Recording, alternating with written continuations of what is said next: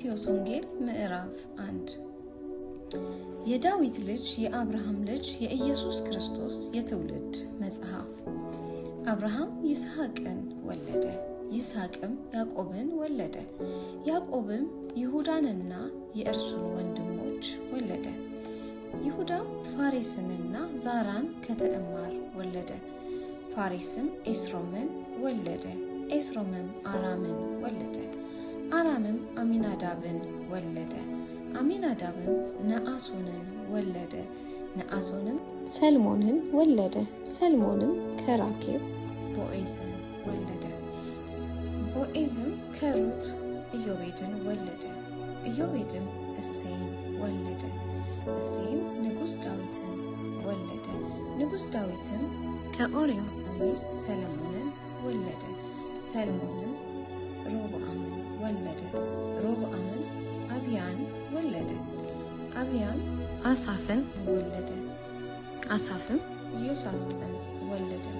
ዮሳፍጥም ዮራምን ወለደ፣ ዮራምም ኦዝያንን ወለደ። ኦዝያንም ኦዝያስን ወለደ። ኦዝያስም ዮታምን ወለደ፣ ዮታምም አካዝን ወለደ።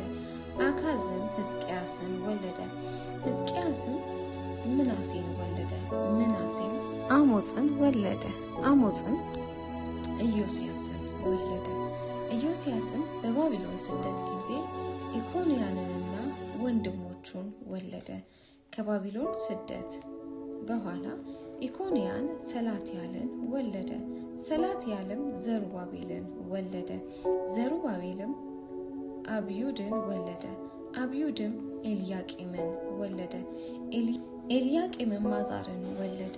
አዛርም ሳዶቅን ወለደ። ሳዶቅም አኪምን ወለደ። አኪምም ኤልዩድን ወለደ። ኤልዩድም ኤሌዘርን ወለደ። ኤሌዘርም ማታንን ወለደ። ማታንም ያዕቆብን ወለደ። ያዕቆብም ክርስቶስ የተባለውን ኢየሱስን የወለደች የማርያም እጮኛ ዮሴፍን ወለደ። እንግዲህ ትውልድ ሁሉ ከአብርሃም እስከ ዳዊት 14 ትውልድ፣ ከዳዊትም እስከ ባቢሎን ምርኮ 14 ትውልድ፣ ከባቢሎን ምርኮ እስከ ክርስቶስ 14 ትውልድ ነው። የኢየሱስ ክርስቶስም ልደት እንዲህ ነበረ።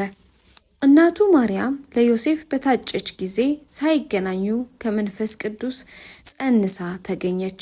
እጮኛዋ ዮሴፍም ጻድቅ ሆኖ ሊገልጣት ስላልወደደ በስውር ሊተዋት አሰበ።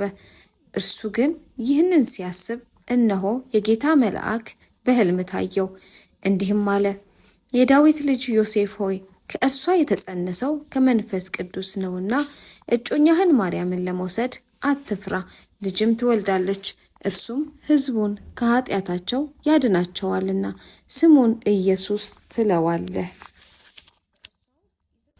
በነቢይ ከጌታ ዘንድ እነሆ ድንግል ትጸንሳለች፣ ወንድ ልጅንም ትወልዳለች፣ ስሙንም አማኑኤል ይሉታል የተባለው ይፈጸም ዘንድ ይህ ሁሉ ሆኗል። ትርጓሜውም እግዚአብሔር ከእኛ ጋር የሚል ነው። ዮሴፍም ከእንቅልፉ ነቅቶ የጌታ መልአክ እንዳዘዘው አደረገ። እጮኛውንም ወሰደ፣ የበኩር ልጇንም እስክትወልድ ድረስ አላወቃትም። ስሙንም ኢየሱስ አለው። ይህ የነፍስ ምግብ ነው። ነፍሳችንን ሁል ጊዜ ከዚህ እውነተኛ የነፍስ ምግብ ከሆነው ቃል እንመግባት። መልካም ቀን።